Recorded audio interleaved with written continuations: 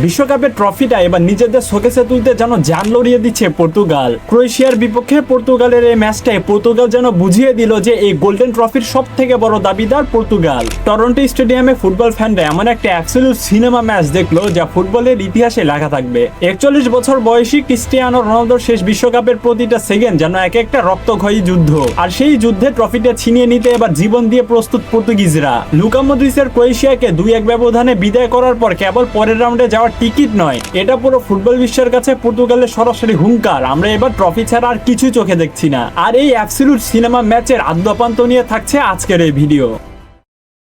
ম্যাচের আসল ড্রামায় যাওয়ার আগে আমাদের বুঝতে হবে এই ম্যাচের ব্যাকগ্রাউন্ড কতটা ডেঞ্জারাস ছিল। যদি ভাবেন পর্তুগাল খুব ফুরফুরে ম্যাচ আছে নকআউটে আসছে, তাহলে আপনি ভুল দুনিয়ায় আছেন বস। গ্রুপ পর্বে মাত্র একটা ম্যাচ জিতে এবং বাকি দুইটাতে ড্র করে কোনো মতে রাউন্ড অফ 32-এ এসেছে পর্তুগাল। অন্যদিকে সামনে ছিল ক্রোয়েশিয়া, যারা গত 2 বিশ্বকাপের ফাইনাল আর সেমিফাইনাল খেলা literal knockout monster. Head to head রেকর্ডে এর আগে ইন্টারন্যাশনাল ম্যাচগুলোতে পর্তুগাল সবসময় ক্রোয়েশিয়ার ওপরে ডমিনেট করলেও বিশ্বকাপের নকআউটের এই স্ট্যাটাস জাস্ট একটা কাগজ ছাড়া আর কিছুই না। তার উপর ছিল ফুটবল ইতিহাসে 2 লিভিং লিজেন্ড ক্রিস্টিয়ানো রোনালদো আর লুকা মদ্রিচের বিশ্বকাপের মঞ্চে একে অপরের বিরুদ্ধে জীবনের শেষ ডুয়েল। দুই দলই জানতো অ্যাকচুয়াল ভুল হলে সোজা বাড়ির বিমান ধরতে হবে। রবার্তো মার্টিনেজ তার দলকে প্রতিবারের ন্যায় এবারও সেই চিরচেনা 4-2-3-1 ফরমেশনে মাঠে নামায়। মিডফিল্ডের কন্ট্রোল ছিল জোয়াও নেভেস এবং ভিতিনার উপরে। ওদিকে জ্লাতকো দালিচের ক্রোয়েশিয়াও কাউন্টার অ্যাটাক ঠেকানোর জন্য বড় ডিফেন্সিভ মাইন্ডসেট নিয়ে খেলতে নামে। কিন্তু ফার্স্ট হাফে আসলে রূঢ় সত্যটা ছিল পর্তুগালের জঘন্য মিডফিল্ড ক্রিয়েটিভিটি। দলটির প্রায় 62% বল পজিশন থাকলেও অ্যাটাকিং এ ব্রুনো ফার্নান্দেস এবং পেদ্রো নেতো উইং দিয়ে একদমই খোলস ছেড়ে বের হতে পারছিল না। রোনালদো সামনে একা দাঁড়িয়ে বলের জন্য চাতক পাখির মতো অপেক্ষা করছিলেন, কিন্তু ফাইনাল থার্ডে কোনো বলই সাপ্লাই হচ্ছিল না। ক্রোয়েশিয়া খুব ঠান্ডা মাথায় খেলাটাকে স্লো করে দিয়ে ম্যাচ ডেড করে নিচ্ছিল, ফলে পুরো ফার্স্ট হাফে অন টার্গেট শট দেখার জন্য দূরবীন লাগছিল। একটা চরম ম্যারম্যারে এবং গোলশূন্য ফার্স্ট হাফ দেখে গ্যালারির দর্শকরা তখন প্রায় ঝিমিয়ে যাচ্ছিল। কিন্তু বস সেকেন্ড হাফে এই ঝিমিয়ে পড়া ম্যাচটা একদম অ্যাবসলিউট সিনেমায় পরিণত হয়। আর সেকেন্ড হাফে রীতিমতো পর্তুগালের ডিফেন্ডারেরা ঘুমিয়ে পড়েছিল, আর 53 মিনিটে পর্তুগালের ডিফেন্ডারদের চরম ঘুমন্ত অবস্থার সুযোগ নেই ক্রোয়েশিয়ারা। ডান প্রান্ত থেকে জোসেফ স্টানিসিচের এক নিখুঁত ক্রস পর্তুগিজ ডিফেন্স ভেদ করে চলে যায় দূরহ কোণে, আর সেখানে থেকে বুলেট গতির এক লো স্ট্রাইকে গোল করেই ক্রোয়েশিয়াকে 1-0-তে এগিয়ে দেন অভিজ্ঞ ইভান পেরিসিচ। স্টেডিয়ামে তখন ক্রোয়েশিয়ান ফ্যানদের গর্জনে কান পাতা দেয়। 1-0-তে পিছিয়ে পড়ার পর পর্তুগাল যেন অল আউট মরণ কামড় দিতে শুরু করে। ঠিক 60 মিনিটে আসে ম্যাচের প্রথম হার্ট ব্রেকিং ড্রামা। ব্রুনো ফার্নান্দেসের ডিফেন্সেরা পাস থেকে ডি বক্সে বল পেয়ে চোখের পলকে বল জালে জড়িয়ে দেন ক্রিস্টিয়ানো রোনালদো। পুরো গ্যালারি তখন তার আইকনিক সিউ ধ্বনিতে কাঁপছিল। কিন্তু না ভাই, ড্রামা তখনও বাকি। রেফারি তার ফাগ উঁচিয়ে বললেন এবং রিপ্লেতে দেখা গেল রোনালদো মাত্র কয়েক মিলিমিটারের ব্যবধানে মার্জিনাল অফসাইডে ছিলেন। গোল বাতিল।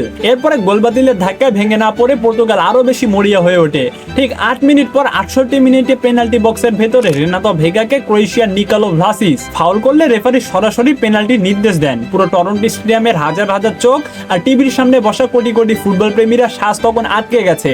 এই চরম প্রেসার কুকার সিচুয়েশনে শট নিতে আসছেন ইতিহাসের অন্যতম সেরা penalty taker Cristiano Ronaldo. Croatian goalkeeper Dominik লিভাকোভিচকে সম্পূর্ণ বোকা বানিয়ে তাকে উল্টা দিকে ডাইভ দিতে বাধ্য করে আইস কোল্ড ফিনিশিং এ বল জালে জড়ান তিনি। And guess what, the wait is officially over.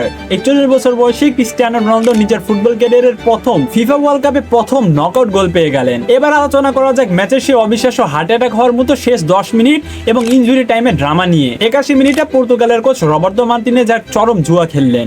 তিনি রোনালদোকে মাঠ থেকে তুলে রক্ষণ সামলানোর জন্য রুবেন নেভেসকে নামালেন। একই সাথে মাঠে আসেন super sub Gonzalo Ramos. Match যখন নির্ধারিত 90 মিনিট শেষ করে ইনজুরি টাইমের অতিরিক্ত সময়ে গড়ায়, তখন 90+3 মিনিটে রাফায়েল লিওর এক চোখ ধাঁধানোর ক্রস থেকে চমৎকার হেডে গোল করে পর্তুগালকে 2-1 ব্যবধানে এগিয়ে নেন এই সুপার সাব গঞ্জালো রামোস। স্টেডিয়ামে তখন আনন্দের সুনামি, পর্তুগিজ ফ্যানরা উদযাপনে পাগল প্রায়। কিন্তু নাটকের আসল ক্লাইম্যাক্স তখনও বাকি ছিল বস। ম্যাচের ঘড়িতে তখন 95 মিনিট পার হয়ে গেছে। আমরা টিভির সামনে বসে অধীর আগ্রহে নকআউট ম্যাচটা শেষ বাঁশির অপেক্ষা করছি। রেফারি মুখে বাঁশিটা দিলে পর্তুগাল জিতে যাবে। পর্তুগালের ডিফেন্সও হয়তো মনে মনে রেফারি সে বাঁশির অপেক্ষাটাই করছিল। সেই চরম মুহূর্তে পর্তুগালের জালে বল জড়ায় ক্রোয়েশিয়ানরা। ম্যাচের স্কোর লাইন হয়ে যায় 2-2, কিন্তু ক্লাইম্যাক্স তখনও বাকি। রেফারি মাঠের স্ক্রিনে গিয়ে দীর্ঘক্ষণ ধরে অত্যন্ত নিখুঁতভাবে তার ভার চেক করলেন। ভার চেকে দেখা গেল যে গোলটি অফসাইড ছিল, আর সেই সিদ্ধান্তের কিছুক্ষণ পরে অবশেষে রেফারি মাঠের শেষ হুইসেলটা বাজালেন, আর পর্তুগাল পেয়ে গেল তাদের অবিশ্বাস্য ঐতিহাসিক জয়।